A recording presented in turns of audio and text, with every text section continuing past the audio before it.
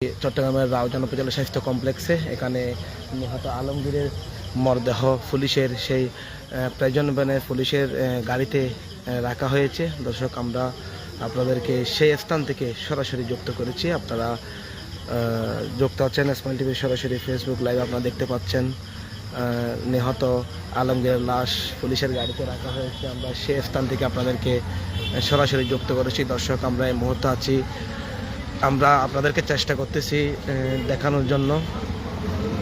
আপনারা দেখতে পাচ্ছেন নিহত আলমগীরের লাশ গাড়িতে রাখা হয়েছে।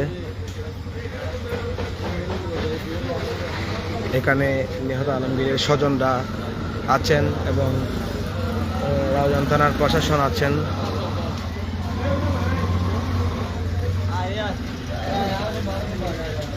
আমরা আপনাদেরকে সরাসরি সেই দৃশ্যটি দেখানোর চেষ্টা করছি। এখানে যে নিহত আলমগীরের স্বজনরা এখানে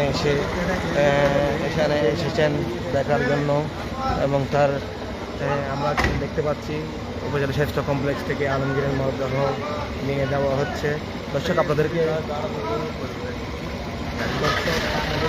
জানিয়ে রাখি, আজ চট্টগ্রামের রাউজান ৯ নম্বর ওয়ার্ড চারাবট্টল এলাকার সংলগ্ন